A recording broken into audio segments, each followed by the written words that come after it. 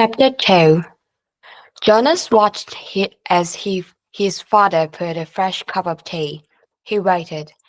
His father finally said, every December was exciting to me when I was young, and it has been for you and Lily too, I'm sure. Each December brings such changes. Jonas nodded. He could remember the Decembers back to when he had become, well, probably a fool. The earlier ones were lost to him, but he observed them each year and he remembered Lily's earliest Decembers. He remembered when his family received Lily, the day she was named it, the day that she had become once. The ceremony of the once was always noisy and fun. Each December, all the new children born in the previous years turned one. One at a time, there were always 50 in each year's group. If none had been released, they had been brought to the stage by the new turners, the turners, who had cared for them since birth. Some were already walking, wobbly on their unsteady legs. Others were no more than a few days old, wrapped in blankets, held by their new literals. I enjoyed the naming, Jonas said. His mother agreed, smiling. The year we got Lily, we knew, of course, that we'd receive our female because we'd made our application and been approved. But I've been wondering what her name would be. I could have sneaked a look at the list prior to the ceremony. Father confided. The committee always make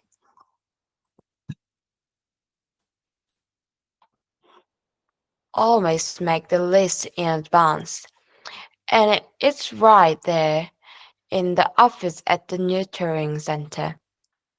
As a matter of fact, he went on, I feel a little guilty about this, but I did go in the afternoon.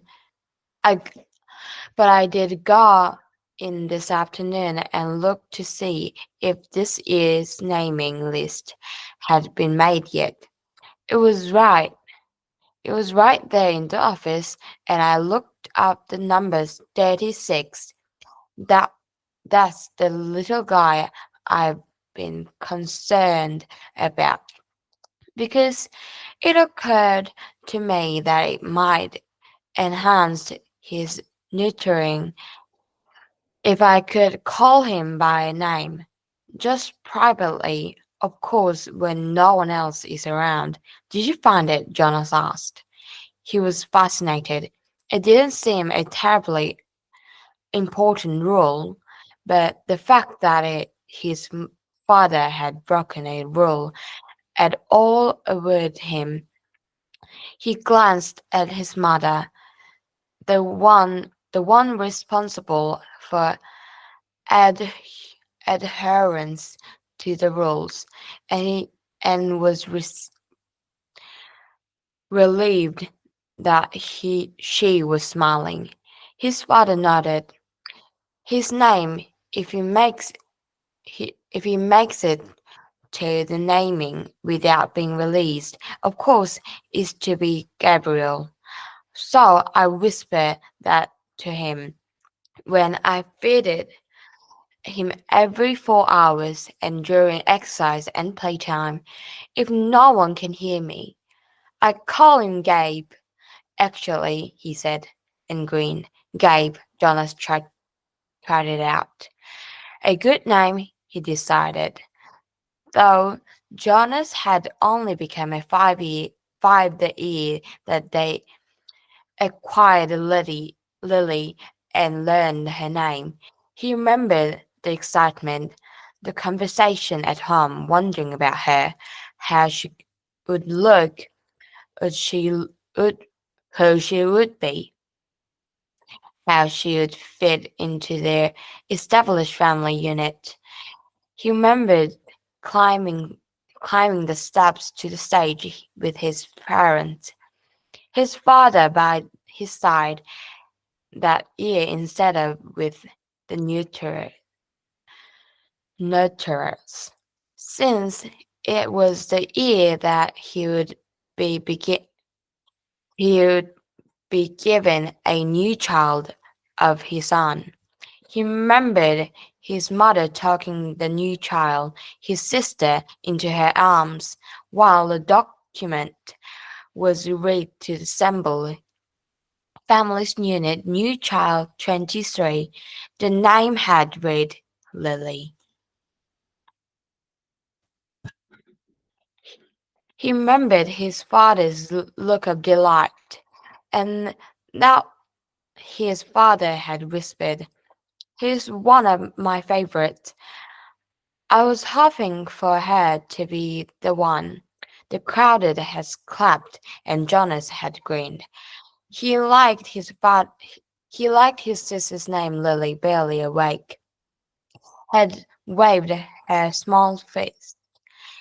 Then they had stepped down to make room for the next family unit.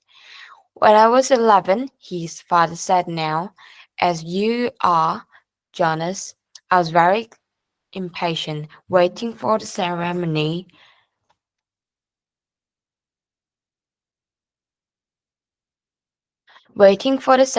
of 12.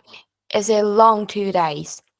I remember that I enjoyed the ones, as I always do, but that I didn't pay much attention to the other ceremonies. Except for my sister's, she became a 9 that year and got her bicycle. I'd been teaching her to ride mine, even though technically I wasn't supposed to. Jones laughed. It was one of the few rules that was not taken very seriously and was almost always broken. The children all receive their bicycle at 9. They were not allowed to ride bicycle before then, but almost always the older brothers and sisters had secretly taught the younger ones. Jonas had been thinking already about teaching Lily. There was talk about changing the rule and giving the bicycle at an earlier age. A committee was studying the idea. When something went to the committee for study, the people always joked about it. They said that the committee members would become elders by the time the change was made. Rule was were very hard to rule were very hard to change. Sometimes, if it was very important rule, for unlikely unlike the one governing the age for bicycle, it would have to go eventually to the receiver for decision. The receiver was the most important elder. Jonas had never even seen him. That he knew of, someone in a position of such importance live in the work alone. But the committee would never bother the receiver with a question about bicycles. They would simply prat and argue about it themselves for years, until the citizens forgot that it had never gone to them for study. His father continued, "So I watched and cheered when my sister, Katja, became a nun and ribbons, removed her hair ribbons and got her bicycle. Then I didn't pay much attention to the tens and elevens. And finally, at the end of the second day, which seemed to go on forever, it was my turn.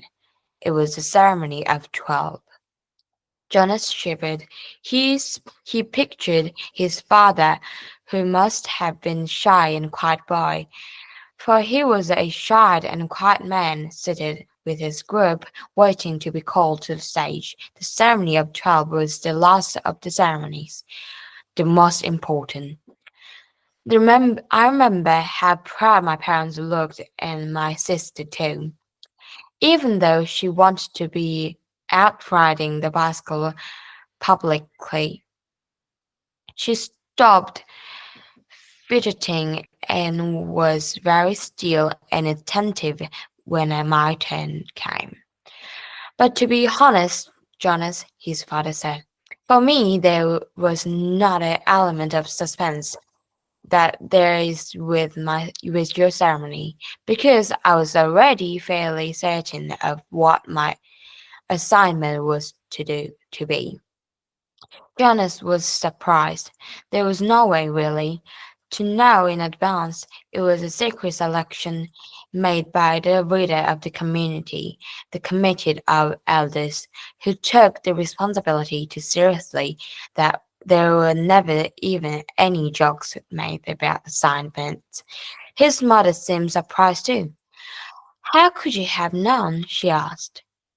His father smiled, gently smiled. Well, it was clear to me. My parents later confessed confessed that it had been obvious to them too what my aptitude was.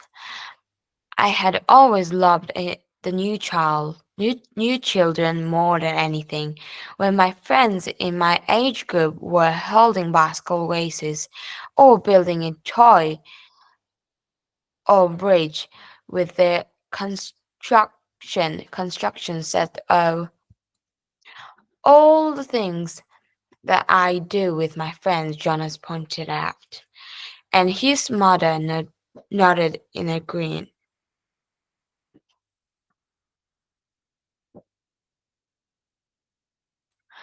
I was I always participated. Of course, because as children we must experience all of these things, and I studied hard in school, as you do, Jonas. But again, and again, during free time, I found myself drawn the new children. I spent almost all of my volunteers hours helping into the nurturing center. Of course, the elder knew that. From the observation, Jonas nodded. During the past years, he had been aware of increasing level of observation in school at reaction time and during volunteer hours. He had noticed that elders watching him and the other 11s. He had been them taking note. He knew too that the elder were meeting for long hours with all the instructors that he and other 11s had during their years of school. So I expected it, and I was pleased, but not at all surprised when my assignment was announced as near the, ter- the terrors. Father explained. Did everyone applaud, even though they weren't surprised? Jonas asked. Oh, of course. They were happy for me that my assignment was what I wanted most. I felt very fortunate. His father smiled. Were any of the 11 disappointed at your year? Jones asked. Unlike his father, he had no idea what his assignment would be, but he knew that some would disappointed him. Though he respected his father's work, no terrace would not be his wish, and he didn't envy neighbors at all. His father thought, "No, I don't think so. Of course, the were elders are so careful in their observation and selections.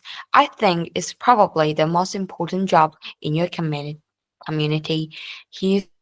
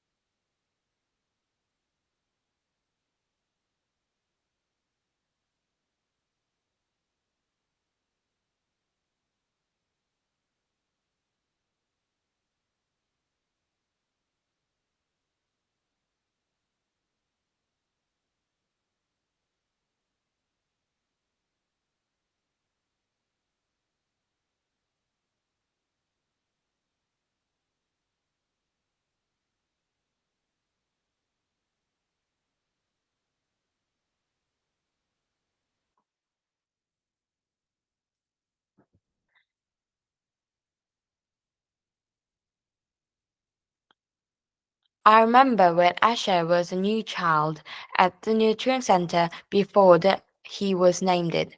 He never cried. He giggled and laughed at everything. All of us on the stop enjoyed nurturing Asher. The elders know Asher, his mom said. They will find exactly what the right assignment for him. I don't think you need to worry about him. But Jonas, let me warn you about something that may not have occurred for you. I know I didn't think about it until after my ceremony of 12. What's that? Well, it was it's the last of the ceremonies. As you know, after 12, age isn't important. Most of us even lose track of how old we are as time passes. The information is in the Hall of Open Records, and we could go and look it up if he wants if we wants to. What's important is the preparation for adult life and the training you'll receive in your assignment. I know that, Jonas said. Everyone knows that. But it means, his mother went on, that you'll move into a new group and each of your friends will you'll no longer be spending your time with your group of 11s. After the ceremony of 12, you'll be with your assignment group, with those in training. No more volunteer hours, no more reaction hours. So your friend will no longer be as close. Jonas shook his head. Asher and I I will always be friends, he said firmly. And there will still be school. That's true, his father agreed. But what your mother said is true as well. There will be changes. Good changes, though, his mother pointed out. After the ceremony of 12, I missed my childhood reaction.